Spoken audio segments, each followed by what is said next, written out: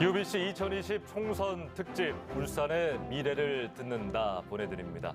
코로나19의 세계적 대유행 속에서 4.15 총선이 무사히 끝이 났습니다. 전국 평균 투표율 66.2, 특히 울산은 전국에서 가장 높은 68.6%의 투표를 기록하면서 이번 총선 뜨거운 관심을 보여주셨습니다. 자, 지역으로만 놓고 보면 미래통합당이 총 6개의 의석 가운데 5개를 차지하면서 압승했습니다. 울산의 미래를 듣는다는 4.15 총선 당선인 6분을 한 분씩 모두 6차례에 걸쳐 만나보는 시간 갖겠습니다. 자, 오늘 그 첫 번째 주인공 화면으로 만나보시겠습니다.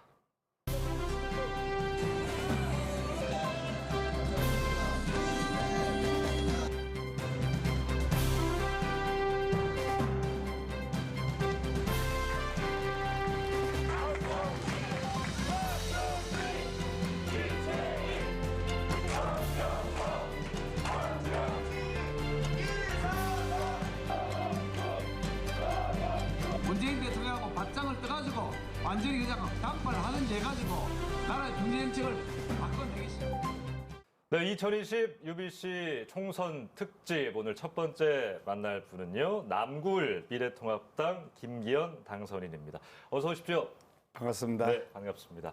자, 그리고 그동안 4.15 총선 현장 취재해온 예재삼 PD도 이 시간 함께 하겠습니다. 자, 이제 울산 최다선 4선 반열에 올랐습니다. 국회에 재입성하게 된 소감 먼저 여쭤봐야 될 것 같은데요. 예. 서울의 시민들께는 감사를 드리고요. 어찌 보면 저희 김기현이의 진심과 진실을 인정해 주신 것이다. 그러면 저는 개인적으로 굉장히 감사하게 생각합니다. 또 기대를 꼭 제가 부응할 수 있도록 하기 위해서 이 보수 야권이 가지고 있는 잘못된 체질을 과감하게 개선하고 새로운 모습으로 거듭 태어나서 국민들 지지를 회복할 수 있도록 하는데 제 힘을 다 기울여야 되겠다. 그런 각오를 다지고 있습니다. 예, 축하드립니다. 고생하셨습니다. 예, 말씀하신 것처럼 남구의 경우에는 1, 2위의 격차가 꽤 많이 벌어질 거란 예측 일찌감치 있었습니다만 실제로도 표 차이가 좀 났습니다. 네, 지난 3월 말이었죠. 사전 여론조사에서 더불어민주당 박성진 후보가 29.3%, 김기현 후보께서 이제 55%를 기록했는데 최종적으로 김기현 후보께서 58.4%로 더 높은 득표율로 당선이 되셨습니다. 예. 당선 당시의 모습 화면으로 준비해봤습니다. 네, 저 시점이 출구조사 결과가 공개됐을 시점입니다. 저 당시 당사의 풍경은 어땠습니까? 예, 그때 사실 제가 선거를 그동안 이제 그 시장 선거까지 포함하면 6번을 치렀는데 그중에 이제 이번 4번, 5번을 이겼고 1번을 졌습니다. 그런데 그동안 선거에서 이겼을 때, 당선됐을 때의 기쁨 같은 것은 굉장히 컸고요. 예. 참석하신 분들도 그 환호성이 아주 뜨거웠습니다. 그런데 이번의 경우에는 이제 전체적으로 보수 야권, 특히 미래통합당이 워낙 아직 그 많은 패배를 보였기 때문에 외부적으로는 굉장히 걱정하는 모습. 이게 두 개가 교차하는 아주 묘한 그런 분위기였습니다. 그런 얘기들 한번 뒤에 해보도록 하지요. 영상 보시면서 감격적인 순간들 생각이 좀 나셨을 텐데 선거 많이 치르셨으니까 선거운동하는 과정이라든지 개표하는 과정에서 어느 순간 좀 승리를 예측하셨을 것 같은데 어떨 때 그러셨어요? 우리 현직 의원님 신분하고 저하고 후보 경선을 했는데 그 과정이 사실 피 마르는 과정이었습니다. 굉장히 힘들었습니다. 근데 그 경선 과정에서 6대4 정도의 비율로 제가 이기고 나니까 전체적 분위기가 본선 선거까지 전체로 굉장히 큰 영향을 미쳤다. 또 한편으로는 이 남을 지역에서 아주 선의의 경쟁을 하고 두 경쟁을 하던 후보가 진 쪽은 이긴 쪽을 축게 세워주고 한 2, 3일 만에 서로 간에 다 합의를 보고 응원해 주기로 이렇게 했고 실제로 선거 과정에서도 양 진영이 다 합쳐서 선거운동을 했습니다. 예. 그런 모습을 보였던 것이 저희 지역에 있어서도 남울 지역에서 굉장히 좋은 영향을 미친 것 같고 울산 전체 다른 지역구에도 우리 당의 모습이 좀 비교적 아름답게 보였던 것이 아닌가 하는 나름대로 추측을 해보고요. 선거운동을 본선 선거운동을 하면서 제가 많은 분들에게서 음료수 선물도 받고 마스크도 선물 받고요. 또 어떤 분은 또 자기가 요구르트 파시는 분이신데요. 요구르트를 파는 아주머니가 요구르트 이렇게 조그만 그 전동 카트 있지 않습니까? 그걸 끌고 가시다가 제 유수차를 보더니 막 세우라 그러셔가지고 세웠더니 그 파는 요구르트를 비닐봉지에 넣어서 저에게 아하. 한 10여 병 이렇게 넣어주시더라고요. 그래서 오늘 하루 종일 벌에 얼마나 버실 거라고 이렇게 주십니까 그랬더니 아 그래도 내 마음이라고 바다가 나시면서 주실 때 아 이게 민심이구나. 바닥의 민심이 저 김기현에 대해서 많은 기대를 하시면서 사랑을 주시는구나 하는 생각이 들어서 선거 이길 수 있겠다 예. 그런 판단이 들었습니다. 시민 한 분 한 분의 얼굴이 생각난다 뭐 그런 말씀이시고 미래통합당은 울산에서 지난 지방선거 참패를 좀 서력했다 이렇게 볼 수 있는데 전국적인 결과를 놓고 보면 여당 민주당의 압승이었습니다. 지금 뭐 180석이 나오는데요. 이런 걸 보시면서 좀 만감이 교차하셨을 것 같아요. 앞서도 말씀하셨지만요. 어떻습니까? 예, 그 보수당이 이렇게 참패하기는 아마 처음 아닌가 싶고요. 뭐 보수당이든 진보당이든 간에 정말 이렇게까지 아주 몰락하다시피 한지 과연 얼마나 있었을까 하는 생각이 들 정도로 예. 심각합니다. 선거 전에는 뭐 여론조사 결과 저희들이 매우 불리하게 나온다는 것도 인식하고 있었고 그에 따라서 결과가 좋지 않을 것 같다는 나름대로 예측은 했습니다만 그래도 큰 차이는 안 보일 것이다. 현재보다는 좀 나아지지 않겠느냐 하는 나름대로 그 막연한 기대를 했는데 이 출구석 결과 나오는데 저는 도대체 믿을 수가 예. 없더라고요. 설마 저러니 했는데 최종 결과는 그보다 더 나빴거든요. 야, 그래서 민심이 이 미래통합당에 대해서 전혀 신뢰하지 않고 있구나. 우리 국민들이 정말 보수당, 미래통합당에 대해서 정신 차리라고 여전히 지금도 그 마음을 거두지 않고 있구나 하는 걸 아주 뼈저리게 느꼈습니다. 정치는 결국 민심을 잘 받들고 민심을 현실로 반영하는 것이 정치이기 때문에 그런 측면에서 좀 더 낮은 자세로 겸허하게 국민을 잘 섬기는 것을 해야 되겠다. 또 한편 정부와의 관계에 있어서도 정부 여당이 하는 것을 무조건 발목 잡는다거나 반대한다거나 이런 모습을 보이는 것은 바람직하지 않다. 협조할 것은 협조하되 반대할 것은 논리를 갖추어서 국민을 설득하면서 반대해야 되겠다. 그런 만큼 이 보수 야당이 앞으로 해야 될 역할과 책임은 참으로 힘들고 무거울 것 같다. 그런 생각을 하고 있습니다. 자, 지금부터는 공약을 중심으로 좀 더 깊이 있게 이야기를 나눠 보도록 하겠습니다.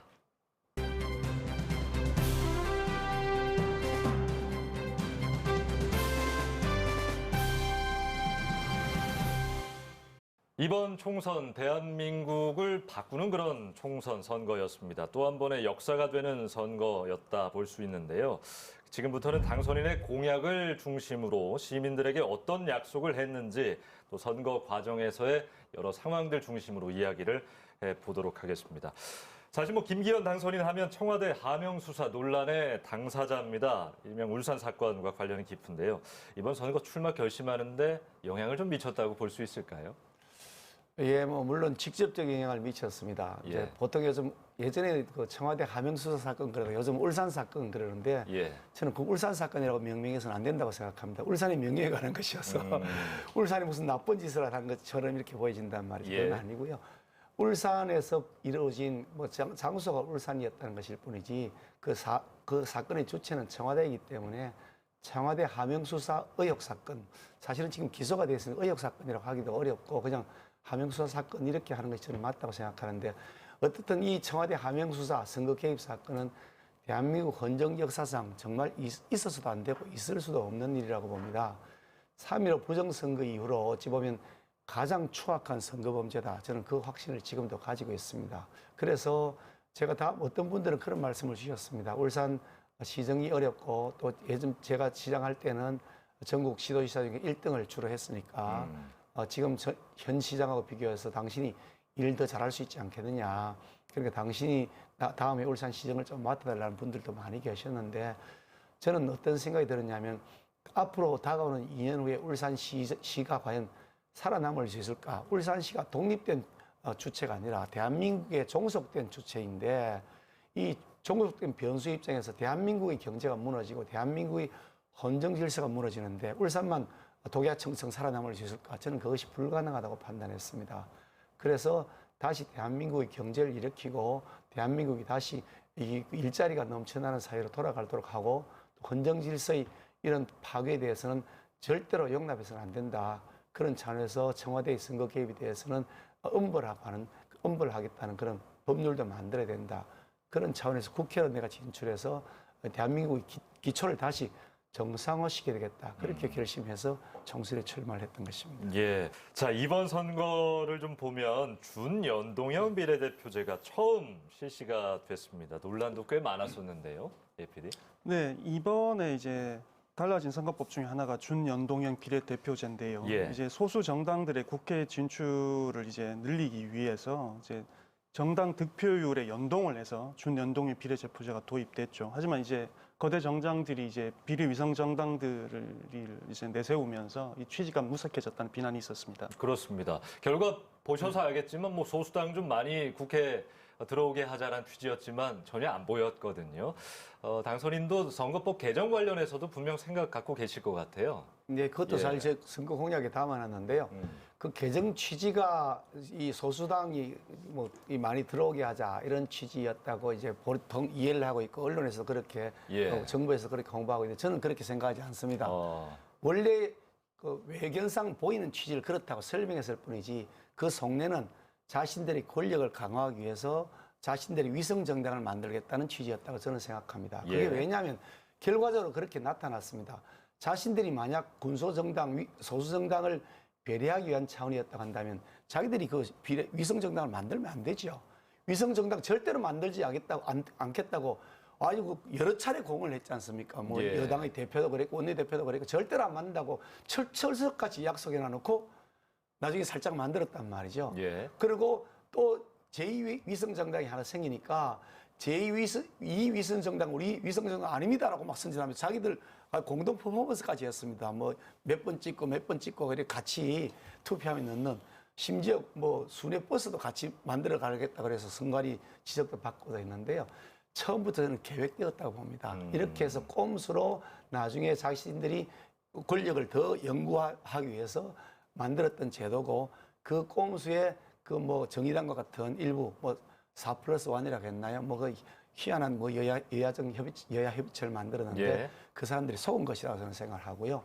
이 선거법 제도 준연동형 비례대표제는 대통령제에서는 존립할 수가 없는 겁니다. 이거는 내각 책임제, 의원 내각제를 한 나라에서 그 의원 내각제에서 서로 간에 합종 연행을 하면서 연립 정부를 구성하기도 하고 또 그래서 또 때로는 해산되기도 하고 그렇게 할 때 이 소수정당이라는 것이 있지 대통령제에서는 대통령이 막강한 권한을 가지고 있습니다. 대통령이 거의 1인자 권한을 갖고 있는데 그것을 견제할 수 있는 실질적 유일한 세력이 국회인데요. 그 국회를 군소정당으로 예를 들어서 나눠 놓으면 대통령에 대한 권한이 견제가 안 됩니다. 그래서 실질적으로 자유민주주의 국가에서 대통령의 권한을 갖고 있는 뭐 이원 집정부제나 명목상 대통령제 말고 실질적 대통령제를 갖고 있는 나라에서 군소정당이 활거하게 하는 제도는 그거는 민주주의 견제와 균형의 원리를 위반하는 겁니다. 예. 그래서 이 준연동형 비례대표제는 대통령제, 강력한 대통령제에서는 적용돼서는 안 되는 제도인데 그거를 지금 적용을 해가지고 그것도 전통적으로 여야 합의를 통해서 선거법을 개정했던 게임의 룰을 적용하는 것 자체를 일방적으로 처리를 해가지고 해놓은 다음에 처음부터 그런 꼼수를 기획하고서 결과적으로 위성정당을 만들었던 것이다. 결국 그래서 이번에 투표하러 가신 분들이 깜짝 놀랐을 건데 뭐가 이렇게 길어가지고 예, 그랬죠. 뭐가 이름도 끝까지 읽을 수도 없고요. 또 참 우스꽝스러운 일이 그 어느 당은 뭐 둘째 칸에 찍으십시오. 어느 당은 뭐 첫째 칸, 뭐 셋째 칸에 찍으십시오. 뭐 이렇게 선전하고 다니는데 이거 코미디 아닙니까? 어떻게 이런 형태의 선거를 하느냐. 이거 국민들을 이런 식으로 현혹시켜서는 안 된다. 저는 그래서 이게 여든 야든 간에 이번 21대 국회에서는 다시 대통령제 하에서 누가 대통령이 되든 좌가 되든 우가 되든지 간에 대통령제 하에서는 견제할 수 있는 세력을 이 국회에서 만들 수 있도록 군소정당이 아니라 양당 체제로 가야 된다. 그러니까 바로 다시 제도를 고쳐야 된다고 생각합니다. 알겠습니다. 자, 미래통합당 1호 공약 탈원전 폐기였습니다. 우리 울산과 아주 밀접한 관련이 있는 그런 공약이죠. 네, 울산 인근에는 이제 13개의 원전이 있습니다. 여기다 최근에 경주 월성 원전 내에 고준위 핵폐기물 저장 시설 건설 움직임이 있었는데요. 그래서 최근 울산 시민들이 핵폐기장 운영 허가 무효 소송을 내기도 했습니다. 실제 지난 1월부터 2월까지 만 20세 이상의 울산 시민과 전문가 980여 명을 대상으로 한 울산의 안전에 대한 시민 설문조사에서도 울산의 가장 취약한 재난으로 응답자 중 429명이 사회 재난을 꼽았고 그중 가장 취약한 재난으로 290명, 그러니까 29.6%가 원전 사고를 꼽았습니다. 예, 원전 관련해서는 의견이 분분합니다. 가장 싸고 효율적인 에너지다 또는 너무 위험하다, 폐기 비용까지 하면 비용이 너무 많이 든다 이런 의견들 많이 나오는데요. 탈원전을 폐기해야 된다고 보시는 가장 큰 이유 어디 있습니까? 예전에 제가 시장을 할 때 어떤 당의 그 국회의원이 저를 찾아와서 저희하고 다른 당입니다. 예, 그 서울 이 수도권에 지역구를 가지신 분인데 저에게 찾아와서 왜 울산시장이 원전을 반대하지 않냐고 저에게 질문하시기에 제가 말씀 잘하셨습니다. 나는 여기에 사는 사람입니다. 나는 내가 여기 살고 내 가족이 울산에 삽니다. 원전 사고가 발생하면 나는 바로 내 목숨과 내 가족의 목숨을 바로 잃게 됩니다. 그뿐만 아니라 우리 시민들의 안전과 생명을 책임지고 있는 제 1번 책임자가 김기현입니다. 그래서 당신보다 내가 훨씬 더 깊은 책임감과 고민을 가지고 있습니다. 울산에서 원전 사고가 나더라도 당신은 그 수도권에 있잖아요. 당신은 직접 피해도 없잖아. 그런데 왜 당신이 나보다 더 걱정하느냐? 그게 아니다. 당신 국회의원에게 맡기는 사명은 원전을 폐기하면 그럼 어떤 방식으로 우리가 에너지를 그렇게 공급할 것이고 대한민국 산업을 어떻게 그럼 앞으로 부흥시켜 나갈 거냐, 원전 대신에 어떤 에너지를 통해서 저렴한 에너지를 공급받을 것이냐, 그 대안을 놓고 국민에게 내어놓고 그걸 논의하라 국회의원 시켜준 건데 그런 논의는 뒷전으로 두고 안전하냐고 바꿔주고서 논의하면 그건 국회의원 직무를 당신이 다 하지 못한 것이라고 제가 얘기한 적이 있는데요. 지금 우리나라는 이 남한은 특히 에너지의 섬입니다. 북쪽에 지금 막혀 있잖아요. 우리가 뭐 대륙에 연결되어 있다 그러지만 실질적으로 에너지의 섬입니다. 예. 만약에 우리가 에너지를 공급받지 못하는 독일 같은 경우는 탈원전하고 있지만 이 프랑스나 이웃 나라로부터 에너지를 공급을 받습니다. 육지로 연결되어 있으니까 송전선로가 되어 있는 거죠. 우리는 송전선로가 없습니다. 만약에 우리나라가 이 원전이 중단되거나 폐기된 다음에 충분한 에너지, 전기 에너지를 공급하지 못하게 된다 그러면 이게 셧다운 돼버립니다. 모든 게 다 그냥 공장이고 학교고 집이고 전부 다 셧다운 돼버립니다. 이거는 엄청난 재난이 몰리는 거죠. 예. 그래서 원전을 폐기한다고 하더라도 뭐 원전이 무조건 좋은 건 아니죠. 당연히. 그렇지만 단계적으로 원전을 폐기해 나간다 하더라도 그에 대체할 수 있는 신재생 에너지가 과연 경제성이 있느냐, 또 그것이 또 환경 파괴를 수반하지 않는 것이냐, 또 우리가 충분한 기술력을 갖고 있는 것이냐, 이런 것에 대한 검증도 해야 되는 것이고, 또한 동시에 이게 새로운 에너지들이 지금 LNG 같은 경우도 지금 미세먼지를 더 많이 발생한다는 거거든요. 예. 그러면 미세먼지 때문에 지금 우리가 마스크를 써야 되는 상황까지 와 있는데, 그러면 그거는 우리 목숨을 위협하지 않느냐 이런 거죠. 이런 것에 대한 검토가 안 돼 있는 상태에서 지금 이제 태양광 뭐 한다고 막 그렇게 하니까 뭐 솔라 관련된 부분들 지금 중국산 막 수입한다는 것 아닙니까? 예. 산을 마구 뒤져서 임야를 훼손하고 있지 않습니까? 그 임야가 훼손된 걸 나중에 어떻게 복구할 겁니까? 이런 것들에 대한 충분한 토론이 이루어져야 된다. 무작정 그냥 위험 심리만을 부추겨서 될 일은 아니다. 그런 생각을 한다는 거고요. 하나 더 붙여서 말씀드리는 것은 우리가 이 원전 산업을 울산은 사실 굉장히 큰 산업 중에 하나로 가지고 있습니다. 원전에 많은 그 부품을 공급하는 업체들이 울산도 있고요. 그렇기 때문에 원전 산업을 외국에 수출하는 정도는 우리에게는 산업이기 때문에 그 산업은 유지해 나가고 또 해체할 산업은 해체하는 대로 동시 진행을 해야 되는 것인데 갑작스럽게 다 중단해버리고 해체해버린다고 하니 이것은 정책의 프로세스 자체가 잘못되었다. 그래서 급작스러운 탈원전 정책은 반대한다는 것이 저희 생각입니다. 알겠습니다. 자, 이제 경제 정책들 좀 돌아보겠습니다. 여러 가지 공약들 내놓으셨는데 경제 정책들이 많습니다. 공약 중에 하나가 최저임금. 요새 많이 올랐는데요. 이 관련된 공약 좀 있더라고요. 어떤 내용입니까? 그 사실 최저임금을 뭐 지금 많은 대로 하겠다, 뭐 시간당 많은 대로 하겠다, 그래서 뭐 대통령이 공약이시기도 했는데 예. 그걸 1년 연사이야, 2년 사이에 뭐 그냥 폭증을 시켰습니다. 그로 인해서 자영업자들이 엄청난 고통을 현재도 지금 겪고 있고요. 그러면서 자영업을 중심으로 한 일자리나 알바 자리가 대폭 축소가 되게 됐죠. 그로 인해서 자영업자들이 생기는 그런 경제적 타격들을 국가 예산으로 지금 지원을 해주고 있는데 그럼 평생 이거 지원해 줄 거냐. 지금 1년, 2년 지원해 주고 해결되는 문제가 아니라면 앞으로 그럼 국가가 존속하는 계속해서 그런 임금, 그럼 국가 세금으로 보전해 줄 거냐. 그것은 아니지 않느냐는 생각을 하는 거죠. 그래서 자영업이 이것을 이길 수 있는, 견뎌낼 수 있는 정도로 단계적으로 점진적으로 인상시켜 나가야 된다. 당연히 최저임금 인상해야죠. 저는 최저임금 인상을 당연히 해야 된다고 생각합니다. 다만 그것이 프로세스가 너무 과격하다는 것이고 또 지역별로 업종별로 조금 차별을 둘 필요가 있다. 지금 괜찮은 업종이 있고 어려운 업종이 있는데 이 한계 업종의 경우에는 차등 적용해 줘야 되는 것 아니냐. 그리고 대기업과 중소기업 또 소기업 영세 소상민들의 경우에 이 규모에 따라서 차등도 줘야 견뎌낼 수 있는 것 아니냐. 또 지역별로 보면 생활 비용이 조금씩 다르거든요. 생활비가 높은 데가 있고 낮은 데가 있으면 그런 것도 좀 고려하면서 탄력성을 좀 줘야 되는 것 아니냐 하는 것이 제 생각인데 예. 이런 부분들에 대한 고려가 없이 그냥 무작정 그냥 획일적으로 올린 다음에 모자란 돈 일부를 세금으로 보충하는 방식으로 아주 임기응변이죠. 이게 영구적으로 갈 수가 없으니까 지금이라도 이 부분에 대해서는 다시 좀 처음부터 의논을 해서 이 충격을 완화할 수 있는 방법들을 찾아야 된다는 생각을 합니다. 네.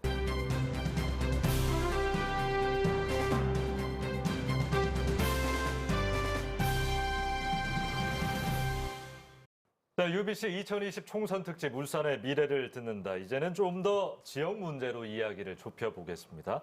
코로나19로 인해서 소비 심리가 꽤 위축이 됐죠. 네, 대형마트, 백화점 등 이제 52개 소매 유통업체를 대상으로 경기 전망 지수를 조사한 결과가 있습니다. 이게 조사를 해보니까 전분기 대비 28포인트 하락한 50을 나타냈는데요. 이게 100이 기준입니다. 그러니까 예. 100보다 낮으면 경기가 안 좋아질 거다. 100보다 높으면 경기가 좋아질 거다. 이 얘기인데 지금 이제 그 100 미만 중에서도 50이 나온 상태인 거죠. 예. 대한민국 경제를 나타내는 하나의 지표, 울산 지역 경제입니다. 지역 제조업에 관련해서 나름의 구상이 좀 있으실 것 같은데 어떻습니까?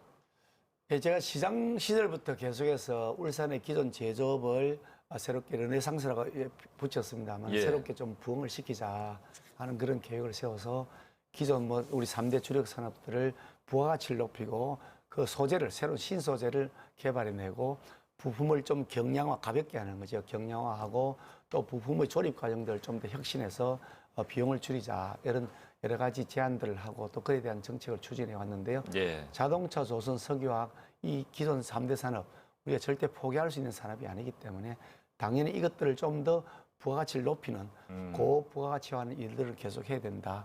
그와 같은 일들 제가 시장 시절에 계속 해왔는데 예. 국회의원 돼서도 계속 뒷받침해야 되겠다 생각하고 있습니다. 그러니까요. 말씀하신 것처럼 울산 시민의 자부심이 있지 않습니까? 항상 산업을 선도하는 4차 산업혁명에 맞춰서도 좀 다른 산업들 좀 선도해야 되지 않을까라는 생각 드는데요.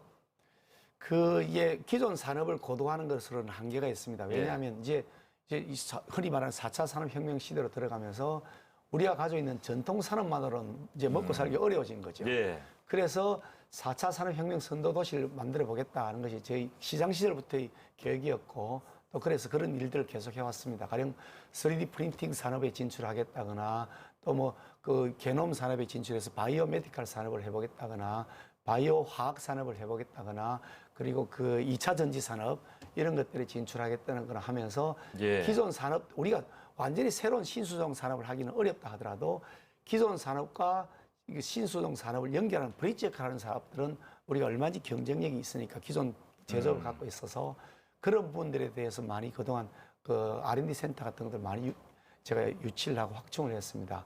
제가 시장하던 시절에 가동되는 게 총 12개 R&D 시설이 있었는데요.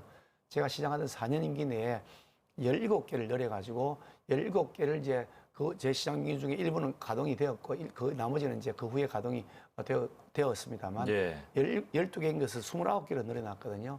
그것이 이제 4차 산업혁명을 주도할 수 있는 중요한 R&D 센터 역할을 할 것이라고 보는데요. 국회에 되어서도 마찬가지로 이런 부분들에 대해서 국비를 확보하고 우리 산이 4차 산업혁명을 선도할 수 있는 도시가 되도록 하는데 적극적으로 노력해야 되겠다 그런 생각을 합니다. 그러니까 대기업은 좀 여력이 있는데요. 중소기업도 많지 않습니까, 울산에. 이 중소기업에 대한 지원도 좀 절실하지 않습니까? 이게 주 52시간 근무제라거나 최저임금과도 직접 관련이 있고 경제 침체하고도 관련이 있고 코로나하고도 직접 관련이 있고요. 그래서 중소기업들에 대한 지원책은 좀 더 강화해서 좀 더 이게 공격적으로 대출을 해줘야 된다고 생각합니다. 가만히 있는 분들한테도 돈을 막 지금 나눠주지 않습니까? 예. 국가가. 그것보다는 일을 해볼 준비가 돼 있는데 지금 너무 일시적으로 어렵다는 분들에게는 오히려 그분들에게 더 드려야 되지 않겠느냐. 그래서 가만히 계셔서 일할 의지가 그렇게 적극적이지 않은 분들보다도 일할 의지를 갖고 있는 분들에게 나눠드려야 그 일을 통해서 소득을 창출하고 국민적 부가 커지니까. 그래서 중소기업을 하시는 분들 중에 일할 의지를 가진 분들에 대해서는 자꾸 담보를 요구하거나 보증보험료를 과도하게 요구해서 그런 그 사실상의 이자 부담을 늘리는 방식보다는 좀 더 이게 국가적 신용 보증을 과감하게 풀어서 그 대신에 뭐 책임을 면제해드려야 되겠죠. 그 담당자에게. 예. 좀 그렇게 해줬으면 좋겠다. 그렇게 해서 일시적 상황들을 좀 1년 사이에 극복할 수 있도록 도와줬으면 좋겠다는 생각을 합니다. 예, 기업에 대한 어떤 지원책 생각 말씀해 주셨는데 요즘 가장 어려운 게 특히 남구에 많지요. 소상공인들, 자영업자분들 지원책 시급하지 않습니까? 코로나 사태가 오면서 거의 지금 아주 뭐 그냥 초토화됐다시피 하거든요. 예. 근데 코로나 사태가 뭐 영구히 되진 않겠죠. 그러니까 그 기간만큼은 적어도 지원금을 정부 차원에서 소상공인들에게서는 좀 이게 자영업자들 중심으로 해서 좀 많이 해야 되겠다. 예. 그래서 아까 필요한 분들에 대해서는 적극적으로 지원해야 된다는 그분들한테 1인당 뭐 100만 원도 매달 주는 것 딱 한 번 줍니다. 한 번 100만 원 준 다음에 지원금 끝 이래버리면 그 100만 원 받아가 과연 자영업자가 얼마나 지탱할 수 있을까 그런 생각을 하거든요. 그래서 그런 분들에 대해서는 아까 말씀드린 것처럼 좀 더 큰 금액으로 과감하게 좀 지원을 하고 저리로 해서 장기간 하게 되면 그분들이 살아날 수 있는 길이 있지 않겠냐 예. 그런 생각을 하고요. 근본적으로는 경제가 돌아가야 됩니다. 아무리 지원을 해준다 하더라도 우리 그 시민들이 호주머니가 두둑해야 음식도 밖에 가서 사 먹고 친구들하고 회식도 하고 또 뭐 이발도 하고 이쁘게 단장도 하고 영화도 보러 다니고 뭐 이렇게 하지 않습니까? 예. 그렇게 하는데 호주머니가 넉넉하지 않으면 다 걸어 잠근단 말이죠. 외부 활동을 안 하니까. 그런 면에서 근본적으로 경제의 체질이 개선돼서 돈이 많이 돌도록 하는 그것이 제일 중요한 해결책이라고 봅니다. 알겠습니다. 새로 당선된 6명의 국회의원들이 지역 일꾼으로서 지역 경제 살리는데 큰 몫을 해 주셨으면 합니다.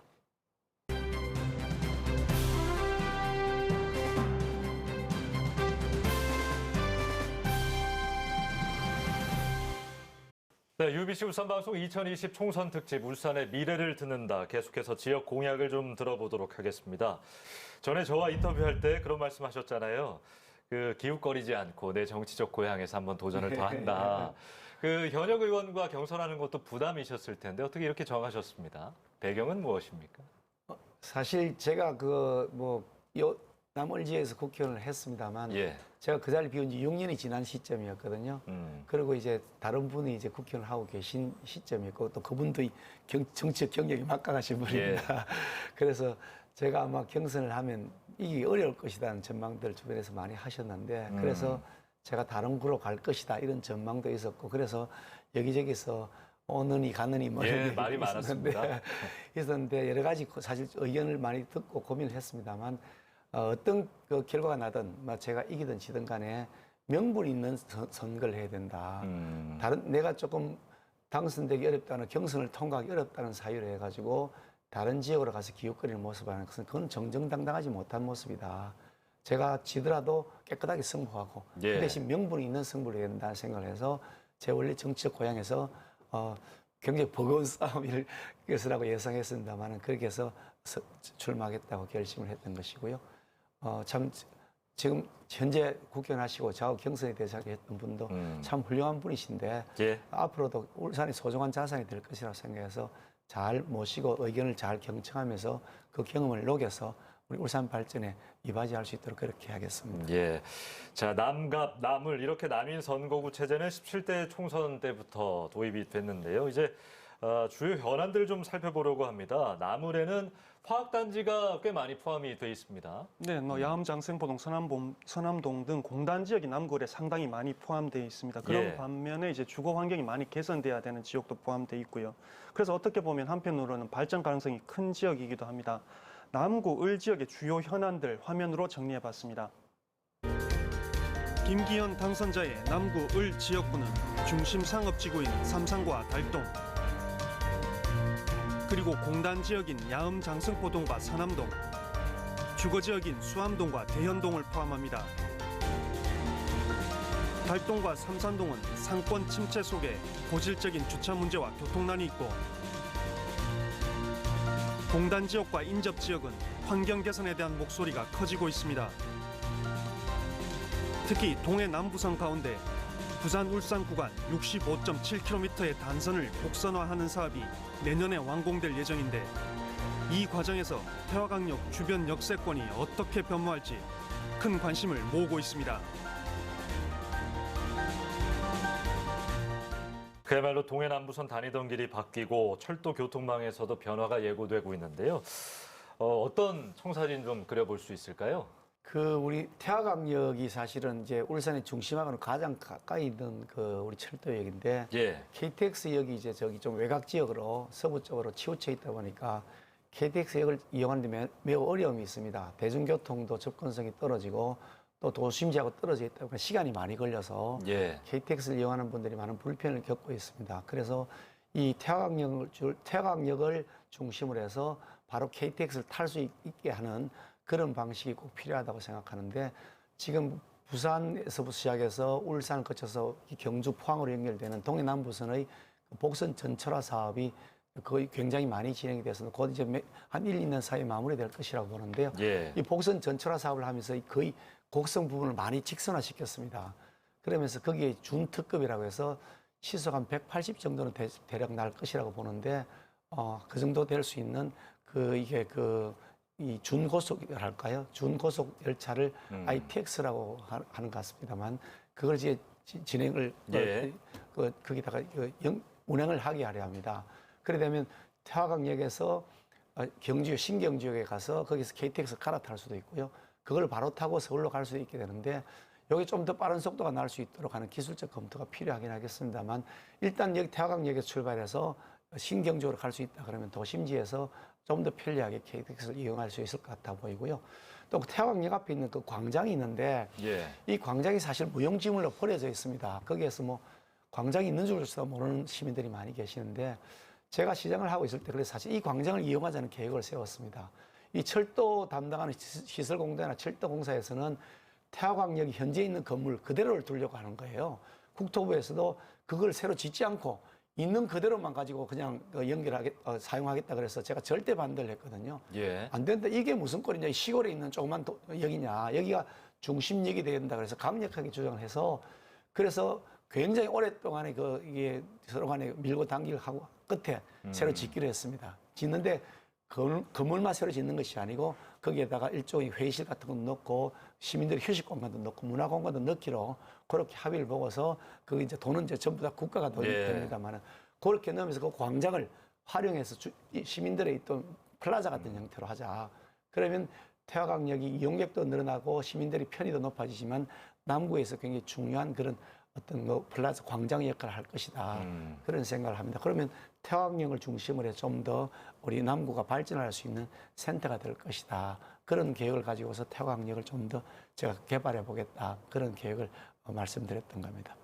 네, 달동, 삼산동 교통 문제 한번 여쭤보겠습니다. 이건 누가 와도 뾰족할 수가 없는 느낌인데 유권자 입장에서는 어떤 대안 좀 갖고 계세요? 사실 남구을 지역은 이 상업 중심 지역이다 보니까 사람들이 몰릴 때 확 몰립니다. 예. 그런데 이제 제가 그 남구을 지역 이번에 특히 출퇴근 인사를 거의 한 1월 달부터 석 달 가까이 했습니다. 예. 아침 출근에 또 저녁 퇴근에 딱 그 러시아워 시간에 한 2시간, 길 때는 2시간 반씩 이렇게 교통량의 그 주요 지점 길목에 서서 직접 목격을 했는데 출퇴근 시간에 조금씩 막히는 구간들이 있습니다만 전반적으로 간선도를 중심으로 해서는 큰 흐름의 지장이 없는 것으로 파악되었습니다. 그런데 이제 뒷골목으로 들어가면 제일 어려운 것이 주차 문제입니다. 맞습니다. 이게 양면 주차를 막 해놓으니까 예. 교행이 안 되는 구간들이 많이 생기고요. 주차장이 확보가 안 되거나 또 주차장이 멀리 있다 보니까 이 실제로 주차 질서에 문란도 많이 생기고 그래서 예. 딱지 끊기는 분들은 기분 나쁘시고 또 지나는 도로 교통에도 불편이 있고 예. 그래서 남구의 간선도로도 간선도로지만 이 뒤에 소방도로라든지 또 상권 활성화를 위한 차원에서도 공영 주차장을 좀 더 확보할 필요가 있다 그런 생각을 합니다. 예. 남구의 그 군데군데 보면 조그만 소공원들이 있습니다. 근린공원이라고 하는 게 있는데요. 이 조그만 소공원의 지하를 이 주차장으로 만들고 예. 이 지상을 공원으로 하면 이 활용할 수 있는 토지의 활용도가 높아진다는 생각을 하고요. 거기에 달동에다 그렇게 지하 시장설이 하나 만든 게 있거든요. 예. 거기에 조금씩 이제 활용이 되기 시작한다 그러고 북구에도 잘 그렇게 하는 제가 시장설이 만든 게 있습니다. 이제 완공 단계에 있는데 이런 형태로 소공원을 지하화시켜 가지고 주차장을 넣는 방식으로 하고 또 기존에 주차장 시가 소유하고 있는 주차장들이 있습니다. 그게 지금 그냥 평면 주차가 되고 있는데 그걸 좀 입체화시키면 상권의 활성화에도 도움이 되고 주차 질서 그리고 교통의 흐름에도 굉장히 많은 효과를 볼 것이라 생각하고요. 하나 또 이제 중요한 간선도로라고 볼 수 있는 것이 중구와 남구를 연결하는 이 다리 교량인데요. 지금 우리가 명총교하고 또 그 번영교하고 사이에 그 교량이 하나 좀 필요합니다. 그래서 거기에 그 제2명총교 이렇게 뭐 이름을 박성민 당선인도 그 공약을 지역 공약으로 그건 사실 제가 시장 시절에 그걸 해야 되겠다고 생각을 하고 그때는 뭐 공약으로 발표한 건 아니고요. 이게 도로가 그 사이 구간이 연결돼서 남구에서 가다 보면 중구로 가고 거기 막혀버렸습니다. 그 강까지 연결돼 있는데 그게 막혀버리니까 이 도로가 완전히 한산한 도로가 돼버린 거죠. 그 도로를 연결해주면 다른 교량의 그 부하도 줄여주고 다른 간선도로의 부하도 줄여주기 때문에 그 제2명총교를 건설하겠다 해서 사실 그 타당성 조사를 한 적이 있었습니다. 시장 시절에. 그게 타당하다고 보여지기 때문에 꼭 요거를 추진해서 그러면 이 간선도로의 주요 그 흐름도 뭐 획기적으로 개선될 것이다. 그렇게 판단하고 있습니다. 남구을 지역구의 경우에는 주거지, 상업지구도 있지만 말씀드린 것처럼 대규모 화학공단이 있습니다. 인접 지역에 울산의 주거 환경을 좀 생각하지 않을 수 없는데요. 어떤 생각이십니까? 예, 사실 울산은 그럼 늘 환경 오염 도시로 오명을 많이 쓰고 있습니다. 그래서 뭐 어느 시장의 경우에 지금 시장도 마찬가지일 것이고요. 어느 시장도 제일 중요한 과제 중에 하나가 환경 문제입니다. 그 중에 아마도 뭐 이 수질 환경은 상당 부분 이제 개선이 되어 있는 상태고 토양 오염은 일정 그 특정 지역을 제외하고는 그렇게 심각하지 않다고 보여지는 데 비해서 이 대기 오염 문제는 여전히 아직도 풀지 못하고 있는 숙제입니다. 환경 오염 중에서 대기 오염은 저기 수기업공단하고 또 직접 관련이 있습니다. 남구을 지역은 또 직접 바로 바람이 불어오는 곳이고 해서 그런 측면에서 보면 아직도 남아있는 숙제이긴 한데 많은 분들이 생각하시기를 환경오염 도시다 이렇게 오명을 쓰고 있는 울산 그런 선입관은 좀 버렸으면 좋겠다는 생각을 합니다. 계속 측정을 해오고 있습니다. 정기적으로도 측정하고 수시 측정도 하고요. 또 기업마다 굴뚝에 자가 측정망을 설치해놓고 원격 감시까지 계속하고 있고요. 모니터링한 결과에 의하면 나쁘긴 하지만 아주 나쁜 상태는 아니다. 어떻게 보면 평균적으로 보면 서울의 대기 환경보다 오히려 울산이 더 나은 경우도 있다. 저는 그런 생각을 하고 통계적으로도 최근에 지역 언론이 보도된 걸 봤더니 울산의 대기 환경이 서울보다 더 좋아졌다, 뭐 더 개선되었다 그런 보도가 난 것을 봤습니다. 오랫동안 이게 뭐 환경 개선이라는 게 1, 2년 사이에 해결되는 건 아니고요. 10년, 20년, 30년의 기간을 두고 해야 되는데 지금까지 계속 해왔던 것처럼 앞으로도 이 기업 자체적으로도 대기 환경의 배출 농도를 줄이기 위한 저감 장치의 설치를 자율적으로 해야 되고 그 감시에 대해서 관에서도 해야 되겠지만 민간 차원에서 좀 더 모니터링 할 수 있는 감시 시스템이 오픈된 상태로 운영이 돼야 될 것 같고요. 또 그리고 우리 시민들도 뭐 이런 분들에 대한 경각심을 좀 높이기 위해서 때로는 뭐 그렇게 돼서 뭐 좀 말씀도 좀 구체적으로 좀 해주시고 하시면 좀 더 좋아지지 않을까 생각합니다. 많이 개선되긴 하는데 가끔씩 냄새가 날아옵니다. 그리고 지금 이제 해야 될 것 중에 하나가 완충 녹지의 조성인데요. 완충 녹지의 조성이 지지부진입니다. 지지부진의 이유가 돈 때문입니다. 완충 녹지 지역 벨트는 설정을 해놨는데 보상해 줄 돈이 없고 거기다가 뭐 식재를 하고 해야 되는데 특히 보상이 돈이 많이 들어가는데 이게 거의 전액 다 시의 비용 부담으로 되어 있습니다. 그걸 국가 비용 부담을 하기 위해서 그동안 무진 노력했는데 조금째 국가가 그 문을 열어주지 않습니다. 시 부담을 하면 도저히 조성할 수가 없는 계획된 기간 내에 완충 녹지라고 해서 동단과 주거지역 사이에 숲을 조성하는 건데요. 이 국가가 해결해야 될 과제는 결국은 이제 시도 협조해야 되겠지만 또 국회의원 돼서도 이 완충 녹지를 조성하기 위해서 국가가 예산 지원하는 것을 좀 더 적극적으로 어필하고 추진해야 되겠다 그런 생각을 가지고 있습니다. 이 환경에 대한 문제도 모든 국회의원 당선인들이 좀 고심을 해줬으면 하는 바람이 있습니다.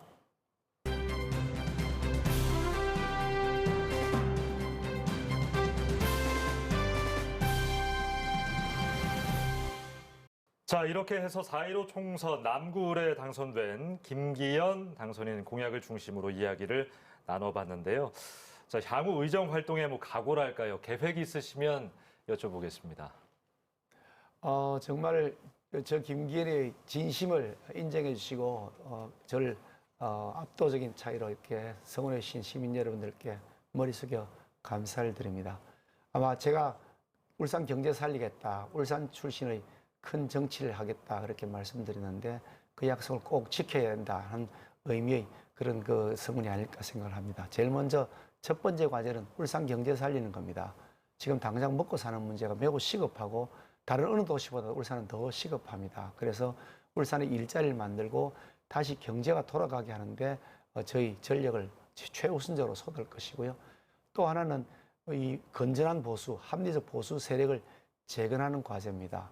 어느 좌파든 우파든 어느 국가든 다 있어야 됩니다. 좌파만 있어도 되는 것이 아니고 우파만 있어도 되는 것이 아닙니다. 극좌든 극우든 그것은 결코 바람직하지 않다고 저는 생각을 합니다. 그런데 이 건전한 합리적 보수 세력이 너무 많이 위축되어서 어찌 보면 국가적으로도 이것은 바람직하지 않다 저는 그런 생각을 하고요. 그런 측면에서 다시 한번 국민의 사랑을 받는 보수 정당으로 우리 미래통합당이 거듭날 수 있도록 다시 태어나서 보수권을 다시 재편하고 때로는 흡수할 것 흡수하고 또 버릴 건 버리고 과감한 혁신을 통해서 새로운 모습으로 국민들에게 이게 지지를 받을 수 있도록 리모델링 해야 된다. 어쩌면 리모델링이 아니라 재건축을 해야 될지도 모르겠습니다만 그런 형태로 하는 일에도 제가 해야 될 역할과 책임이 있다고 생각합니다. 그 책임에 충실하게 할 수 있는 모든 역할을 다하도록 노력하겠습니다. 예. 성원해주신 분들께 진심으로 감사를 드립니다. 고맙습니다. 마지막으로 언제 뵐지 몰라서 좀 곤란할 수도 있는 질문 하나 드리겠습니다. 이번 선거에서 야권의 이른바 대선 잠룡들이 대거 낙선하면서 다음 대선 지각 변동이 좀 예상되는데요. 대구의 모 후보는 내가 당선되면 대선 나가겠다 뭐 이렇게 밝히기까지 했으니까요. 혹시 의향은 어떻습니까? 저는 정치를 예. 시작하면서 꿈이 하나가 있었습니다. 뭐 여러 가지 꿈이 있었지만 그 꿈 중에 하나가 울산이 변방도시가 돼서는 안 된다. 왜 우리는 생산 기지만 해야 되느냐. 너무 억울하지 않느냐. 왜 우리가 국부를 창출하고 대한민국을 만드는데 이렇게 주역 역할을 했는데 이거 대우를 받을 때는 이렇게 변방 취급을 받느냐. 그거 너무 억울했습니다. 예. 아니 그 PK 그런단 말이죠. 왜 그 PUK 그러지? 왜 PK 그럽니까? 저는 화가 나는 거죠. 그래서 울산의 제대로 된 위상을 찾기 위해서는 울산 출신의 정치인으로서 내가 해야 될 책임이 있다 그런 생각을 늘 해왔고 지금 이제 국회의원으로도 선수가 4선이 되었습니다만 광역시장까지 거친 마당에 제가 뭐 이번에 국회의원 한 번 더 하기 위해서 출마한 것도 아니고 다음에 다시 국회의원 또 5선 더 연명하기 위해서 뭐 그냥 거기에 매달리면서 그렇게 할 생각도 없습니다. 어떻게 하든지 내가 국회의원이 된 이상 그 책임을 충실하기 위해서 할 말은 해야 된다. 그리고 따질 건 따져야 된다. 그리고 예. 협조할 건 협조해야 된다 생각하는데 울산의 일을 위해서뿐 아니라 대한민국 일을 위해서 내가 이제 울산 출신에서 큰 정치하면 해야 된다. 그 책임이 저에게 있다고 생각하고요. 우선 당장 뭐 당 지도부의 개편이 따를 텐데 지도부의 개편 과정에도 저는 참여해야 될 책임이 있다. 그래서 생각을 하고요. 그 아울러서 뭐 다음 대선이 우리에게 매우 어려울 것 같습니다. 지금 이렇게 위축되어 있는데 예. 이년의 대선이 과연 어떻게 될까 걱정이 많이 됩니다만 그럼에도 불구하고 우리 국민들에게 다가서서 자유우파 진영의 합리적 모습을 보여드리기 위해서 제가 거기에도 뛰어야 될 책임이 있다. 그렇게 판단하고 있습니다. 별로 곤란한 질문이 아니었군요. 예, 큰 정치의 꿈 시민들께서 관심 있게 지켜보셨을 것 같습니다. 자, 앞으로 시민들에게 새로운 희망을 줄 수 있는 의정 활동 해주시기를 부탁드리고 다시 한번 당선 축하드립니다. 오늘 나와주셔서 고맙습니다. 고맙습니다. 자, UBC 울산방송 2020 총선 특집 울산의 미래를 듣는다. 그 첫 번째 시간으로 김기현 남구을 당선인과 함께 했습니다. 오늘 순서는 여기서 마치겠습니다. 다음 이 시간에 또 다른 당선인을 모시고 시민과의 약속을 들어보는 시간 마련하겠습니다. 여러분 고맙습니다.